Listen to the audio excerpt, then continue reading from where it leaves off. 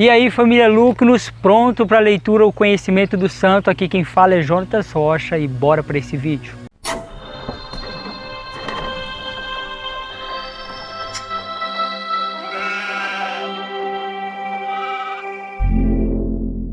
Nesse vídeo vamos abordar o capítulo 2 e o capítulo 3. No capítulo 2, o Deus incompreensível, a W. Tozer trabalha com a questão: quem é Deus? A resposta que ele dará no capítulo é que Deus é o totalmente outro, ninguém se iguala a ele. É o Deus que de alguma forma é incompreensível. Nós podemos compreender a Deus através dos seus atributos, ok, mas não podemos compreendê-lo na sua essência. Tozer revela aqui o fato de que sempre quando alguém tenta fazer para si um Deus, faz um Deus através daquilo que já conhece. Olhe para os deuses gregos. São deuses com mistura de animais, com homens, mas todos os fatores desses deuses são algo conhecido previamente pelo ser humano. Mas o que podemos conceber a respeito de Deus é que Deus é o totalmente outro a respeito da criação. Nada na criação pode corresponder plenamente e factualmente àquilo que Deus é. E por isso, esse Deus que é totalmente incompreensível para nós, totalmente outro, totalmente diferente da sua criação, ele só pode ser conhecido quando ele se revela. Se Deus ele não se revelar, nós não conseguiremos compreendê-lo. Nós não conseguiremos conceber como esse Deus é. E por isso é muito importante entendermos a encarnação de Jesus Cristo, o Deus que se fez carne, pois a palavra em Colossenses diz: nele habita corporalmente toda a plenitude da divindade, e que quem olha para ele vê o próprio Deus. Tozer diz na página 21,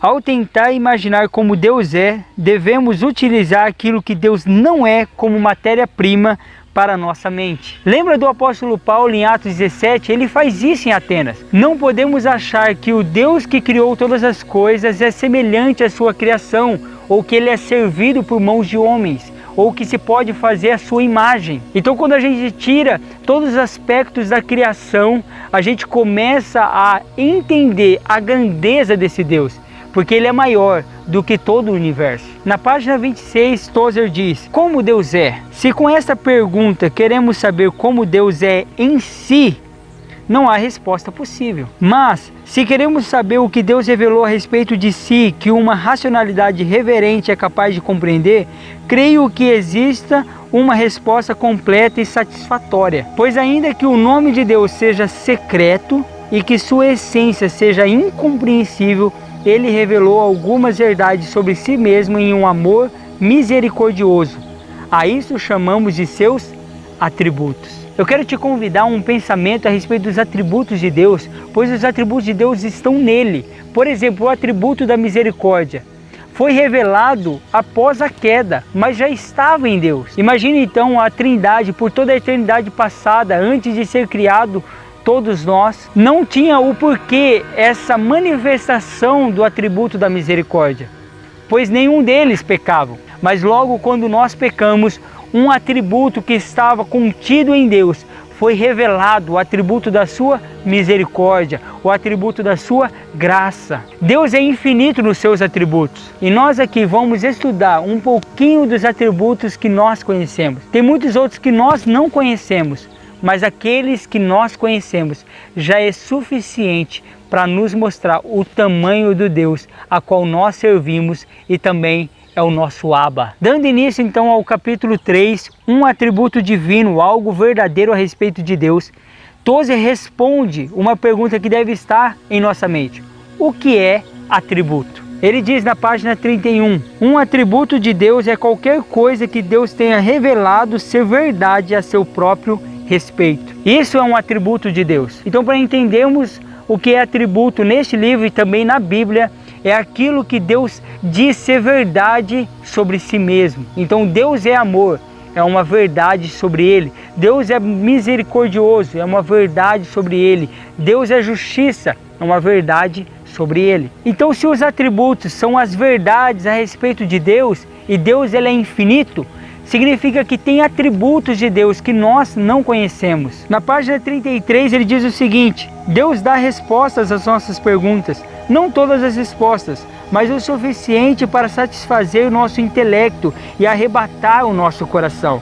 Essas respostas estão na natureza, nas Escrituras e na pessoa de seu Filho. Como diz o apóstolo Paulo em Romanos 1:20, os atributos de Deus e o seu eterno poder são expressamente vistos através das coisas que foram criadas. Ele também diz a respeito de Jesus que ele é a imagem do Deus invisível. E por isso a W. Tozer encerra esse capítulo na página 37 dizendo: os atributos divinos são aquilo que sabemos ser verdade sobre Deus. Ele não os possui como qualidades, são aquilo que Deus é ao revelar-se às suas criaturas. Amor, por exemplo, não é algo que Deus tem e que pode aumentar ou diminuir ou deixar de existir. Seu amor é sua maneira de ser, e ao amar, ele simplesmente está sendo ele próprio. O mesmo se aplica aos outros atributos. Então, quando Deus revela um atributo, ele não está fazendo nenhum esforço para realizá-lo. Ele está apenas se manifestando, ele está apenas se derramando em nós, com a sua bondade, com a sua misericórdia, ou se não o aceitarmos, com o seu juízo. E se tem algo verdadeiro a respeito de Deus, é que Deus existe por si próprio e em si próprio. Ele não deve a ninguém a sua existência. Oremos. Ó majestade inexprimível, minha alma deseja contemplar-te, do pó clamo a ti. No entanto, ao meditar sobre teu nome, ele é secreto. Estás oculto na luz da qual nenhum homem é capaz de se aproximar. Aquilo que és está além de pensamento ou palavra, pois tua glória é inefável. Ainda assim, o profeta e o salmista, o apóstolo e o santo me encorajam a crer que sou capaz de conhecer-te